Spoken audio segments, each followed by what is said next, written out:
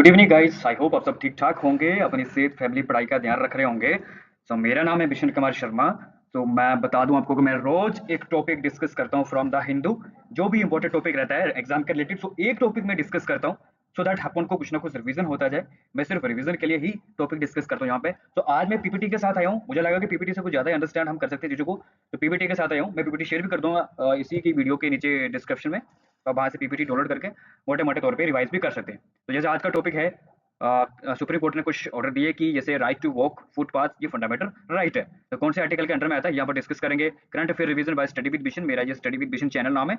आप मेरे चैनल पे विजिट कर सकते हैं और छोटी बहुत शॉर्ट्स मैंने डाले हुए हैं, एग्जाम के रिलेटेड कुछ टॉपिक डिस्कस करे हुए हैं, स्कीम्स डिस्कस करी हुई हैं। तो आप सब जो वहां से कलेक्ट कर सकते हैं, ठीक है। और आज अपन दूसरा टॉपिक डिस्कस करेंगे, Maneka Gandhi versus Union of India case. तो इसके रिलेटेड ही टॉपिक था, वहाँ तो अपन को डिस्कस करना पड़ा, ठीक है। तो बढ़ते हैं इसी के आगे।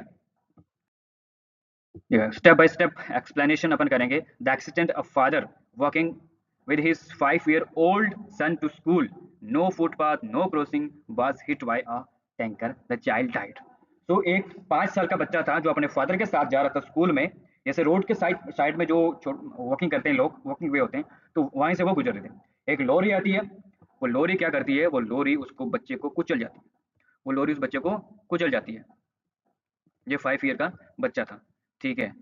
फिर सुप्रीम कोर्ट तक बात गई, वहाँ पे उसने इंटरवीन किया आर्टिकल 19 जून 2026 याद रखने का। ये वाला केस जस्टिस PS नरसिम्हा ने एंड अतुलस, ठीक है, Chandrakar held that walking on a democratic footpath is a fundamental right under article 19 cross 1 cross D, ठीक है, reinforced by the right to life with dignity under article 21। आपका चलना विद डिग्निटी है, right to walk with dignity के साथ चलना, freely चलना, ये राइट फंडामेंटल राइट है।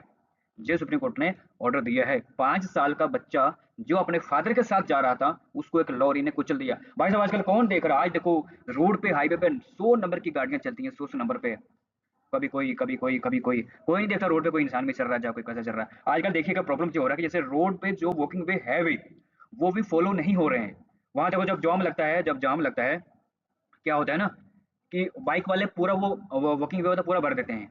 छोटे छोटे ऑटो रिक्शे वाले वहां चढ़ा देते हैं ऊपर, साइकिल वाले रोड छोड़ के वॉकिंग वे पे वो ब्लॉक करके रखा है। तो अभी सुप्रीम कोर्ट ने ऑर्डर दिया है कि राइट टू वॉक है, आप लड़ सकते हो बाइक और ऑटो वाले के साथ, रोड छोड़ के ऊपर क्यों आया, साइड पे क्यों आया। और उन्होंने कुछ डायरेक्शंस भी दी कि जहां भी हाईवे होगा, जहां भी रोड एग्जिस्ट करता है, वहां पे एक वॉकिंग वे होना चाहिए। ये मैंडेटरी है कि वॉकिंग वे होना चाहिए, सो दैट ये जो चिल मिल हो रहा है ना, बच्चे गाड़ी के नीचे आ रहे हैं, कभी कोई बड़ा भी आ जाता है, सो ये थोड़ा सा कम हो। जैसे ये देखिएगा, ministry of housing and urban affairs, road transport, rural development, ये सब commission work directed to frame a legal framework, ठीक है। ये चीजें उन्होंने दी हैं। बाकी आप पीपीटी से अंडरस्टैंड भी कर सकते हैं, आपको अगर नहीं है समझ में आ रहा है तो। अपन अभी बात करेंगे मेनका गांधी केस, ठीक है। तो मेनका गांधी का केस अपन डिस्कस करते हैं। बाकी वही केस है कि राइट टू वॉकिंग ये फंडामेंटल राइट है, याद रखिएगा, आर्टिकल 21, ठीक है, आर्टिकल 21। एंड उसके बाद आर्टिकल 21 1 क्रॉस D, ये जो डिस्कस करी मैंने, उसके बीच और भी बहुत आर्टिकल है, you can search on the Google and understand, right. तो मेनका गांधी केस अपन करते हैं, डिस्कस इसके बारे में क्या सिस्टम था, ठीक है। ये थी जो जा रही थी, जर्नलिस्ट थी, ये जा रही थी अब्रॉड, ठीक है। तो इसका पासपोर्ट जब्त किया गया गवर्नमेंट के द्वारा, तो इसने कुछ पिटिशन वगैरह डाली, तो सुप्रीम कोर्ट ने थोड़ी डिस्कस करी इसके बारे में, करते हैं। This case Maneka Gandhi versus junior of India case is about a woman who is journalist, जो जर्नलिस्ट थी, was about to go to other country, दूसरी कंट्री में जा रही थी कुछ ऑफिशियल वर्क के लिए, but she applied for the passport under Indian Passport act 1967, याद रखने का, एक्ट जो 1967 है, ठीक है। Passport was issued on 1 June 1967, issue किया, ठीक है। On the 1 June of July 1977 Maneka Gandhi received a letter from the regional passport officer, ठीक है, intimating to her that it was decided by the government of India to impound her passport under section 10 cross 3 cross C of the act in public interest। तो इसका passport, इनका passport import किया जाता है।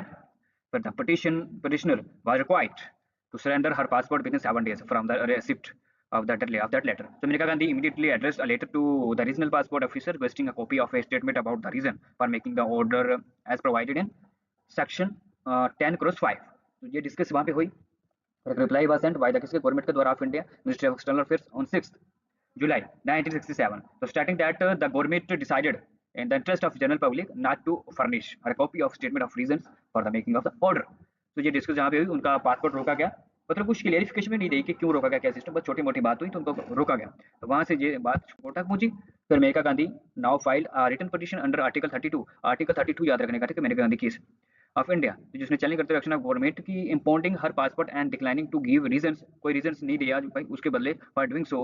She challenge section 10 cross 3 cross C, याद रखने का ये वाला, ठीक है, unconstitutional because it is a violation of fundamental right under article 14 19 cross 1, under article 19 का वायलेशन हो रहा है। तो जजमेंट है द कोर्ट सेड कि the section 10 cross 3 C of passport act 1967 is void because it violates क्या violates करता है, article 14 of Indian constitution because it confers vague and undefined power to the passport authority, ठीक है। तो it is violative of article 14 of the Indian constitution since it doesn't provide for an opportunity for the. तो ये अपन को समझना कि article section ये वाला, ये सेक्शन जो, और ये 3 और ये वाला 3, ठीक है। और ये आर्टिकल कौन से वायलेट कर रहा है, 14 19 और क्रॉस 1, ठीक है।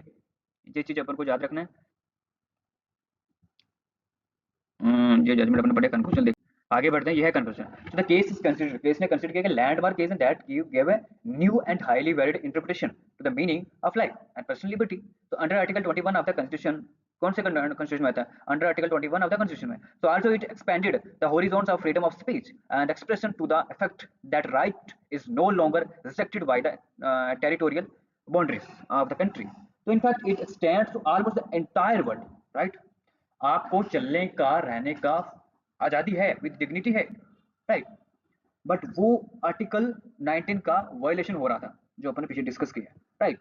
सो ये देखिएगा कहाँ से है, ये देखो आर्टिकल 21 इन पार्टिकुलर, ठीक है। दिस इज कॉल्ड, क्या called as golden triangle case. ये चीज याद रखने का भाई, क्या बोलते हैं इसको, golden triangle, where article 14 19 and 21 were challenged together and it was appreciated by the apex court. ये चीज मेनका गांधी वाली चीज अपन को याद रखना है, केस कौन सा है, ये वाला केस है, ठीक है। और